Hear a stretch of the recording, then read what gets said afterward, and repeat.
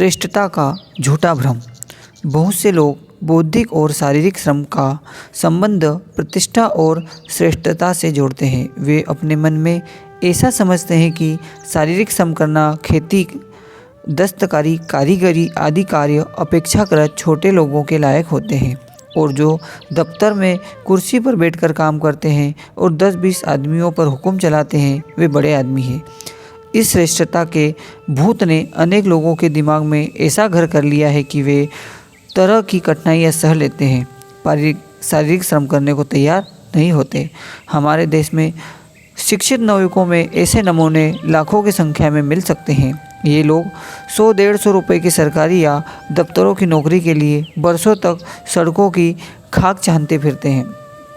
जगह जगह प्रार्थना पत्र देने और इंटरव्यू में सम्मिलित होने के लिए घर का सैकड़ों रुपये खर्च कर देते हैं, पर उनसे यह नहीं होता कि घर की खेती या व्यवसाय में मेहनत करके अपना निर्वाह कर सके, या कोई मजदूरी या दस्तकारी का काम करके 3-4 रुपया रोज़ कमा सके। उनको यही बात खाई जाती है कि शारीरिक श्रम करने से हम लोग छोटे समझने लगेंगे और लोगों की नज़र में हमारी प्रतिष्ठा गिर जाएगी।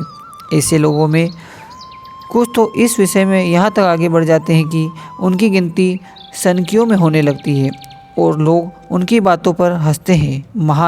महानतावादी लेखक टॉल्स्टॉय ने, जिसे महात्मा गांधी अपने गुरु की तरह समझते थे, एक ऐसे मामूली किसान का सच्चा दृष्टांत लिखा है जो संयोगवश कुछ समय के लिए सरकारी कार्य करने को पाया गया था और उसके बाद उसका दिमाग ऐसे 7वें आसमान पर पहुंच गया कि उसे खेती का काम या कोई साधारण शारीरिक श्रम का काम अपनी शान के विरुद्ध जान पड़ता था। इस प्रकार बेकार रहने से यद्यपि उसके भूखे मरने की नौबत आ गई, उसकी यह सनक दूर न हो सकी।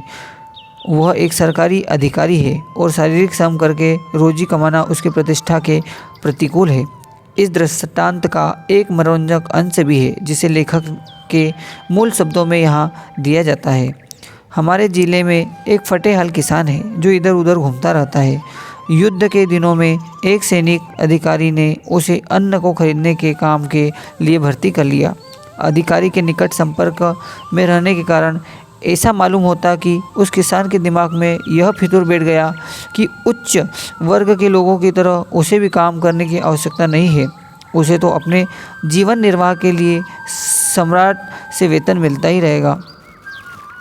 अपने सरकारी काम के खत्म हो जाने पर भी अभी तक वह अपने को सब प्रकार की सामग्री का ठेकेदार महामान्य राजकुमार ब्लूखिन कहता है।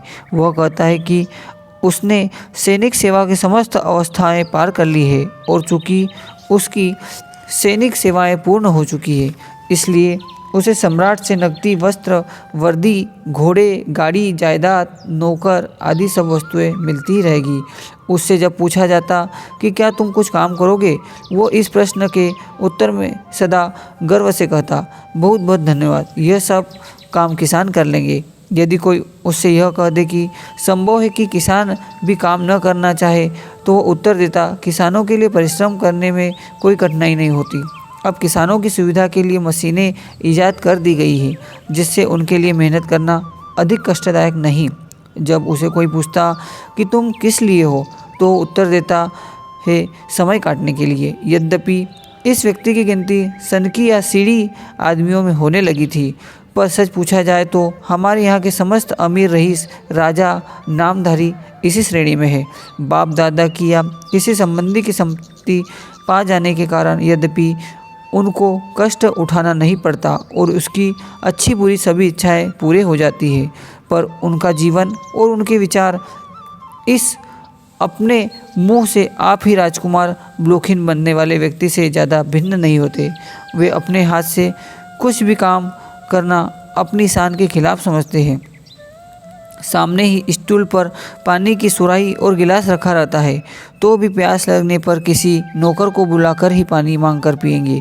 वे अपने कपड़े, जूते आदि भी स्वयं पहन और उतार नहीं सकते, यह काम भी नौकर ही करता है। इस प्रकार से वे अपने को ऐसा अपाहिज सा बना लेते हैं कि जिनको देखकर हंसी या तरस आ ही जाती है।